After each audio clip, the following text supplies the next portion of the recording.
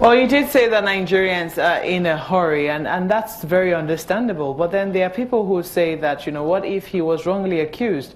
That, it's possible that the president may have asked those questions and will be at pains to say, well, he's been cleared, so let him go back to the Senate and go and clear his name. You don't think that that could still give some room for the president to take whatever actions might be deemed necessary? Okay. If he's going to go back to the Senate, if he's going to go back to the Senate, the question I would want to ask is that an oral evidence is taken. Will it be different from what is on paper, what is in CAC, or what is in the procurement office? What else is there to be said? The documents are there. All you need to do is to cross-check on the documents. If the man is innocent, fine. If the man is not, then he goes for it. It's a very simple process. Governance is not rocket science. It's not for the mathematics. Because some people will say that this is a matter of integrity. Absolutely. Absolutely. It's a matter of somebody's name. At the end of the day, if it's soiled, it cannot be retrieved. So you don't think that he should get this chance that the president is asking the Senate to give? I keep saying the same thing. If the documents on ground points to one direction, if he's guilty, fine. If he's not, fine. The documents are there. Nobody is going to manufacture any more documents. Go to CAC, go to the procurement office, go to the SGF's office. What are the papers? What are the documents that have backed up this process? What is the position of that company in CAC? Who are the directors? Who are the shareholders?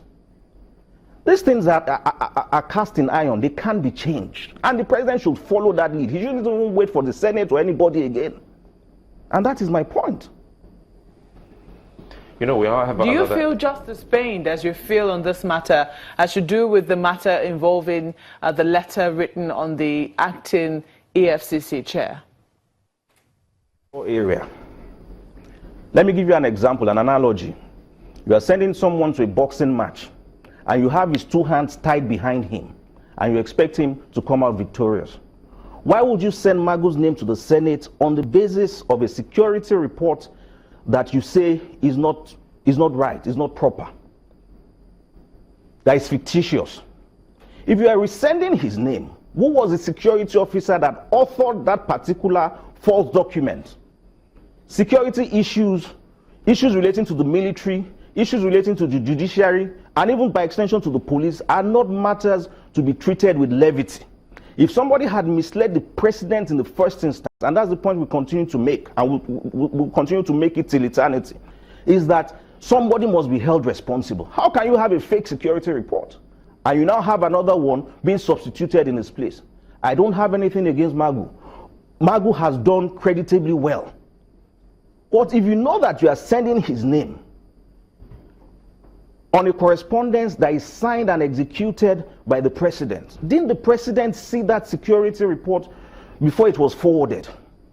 And I pray the president comes back well to complete his tenure and even beyond, if Nigerians so desire. But the thing is that, we've said it on this platform and we'll continue to say it, that the president has to double check on the character, the kinds of people around him. He has to double check. He has to rein in some of his officials, some of his aides. The other day I was reading in the papers, the DG of the SSS and the CG of the Nigerian Customs were busy exchanging words on the pages of newspapers, washing their dirty linen in public. And I ask myself, aren't these supposed to be the president's men? If you have issues within yourself, can't you call yourselves in a room and resolve those issues? It is not a tidy thing for you to have nominated Magu, who is in charge of a very critical arm of the government, or agency of the government, and you now send a fictitious, a false security report, and you have now made a volte-face that the man has now been cleared. It's extremely unfair on the man. It's extremely embarrassing for Magu as a person. Yeah, but it turns out that there's going to be another twist on this, because the Senate, we understand they've invited the DG of the SSS to come and explain the reports that he sent to them that Mr. Magu was not fit and proper to occupy that office. So maybe when that happens, you may then look at his explanation against the one written by the presidency. But do you think that if he comes up, he's going to stick to his report or say, I made a mistake? As far as I'm concerned, did you make a mistake or was there mischief involved? There is a difference between making a mistake and mischief. If mischief was involved, somebody has to go for it. We're all human beings. There's latitude for mistakes, but some developments cannot be categorized and classified as mistakes. If there was mischief, who authored that document in the first instance to the Senate? And the Senate is only doing its job. They are not zombies. They would want to know what has changed. What key indicators would you like to see in order for you to suspect this is mischief? From what the Senate said in the first instance, that on the basis of the security report that was forwarded to them, they were unable to confirm Magu. Yeah. But now they've said he should come forward. They will consider him for confirmation. And from what we read in newspapers, that he went on a business class trip.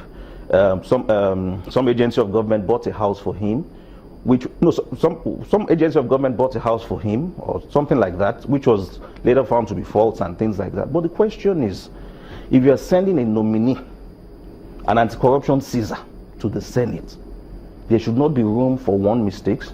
There should not be room for mischief. Okay. Finally, do you think that the report of the AGF should have been made public, and at what stage?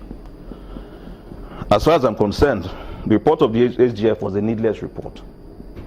The president had all the information at his disposal to have taken action. It was a needless, it's pure waste of executive time, resources and energy. As far as that's my view. I might be wrong, but that's my view. All right, Ahmed Akanbi is a legal practitioner. We appreciate your comment on this morning.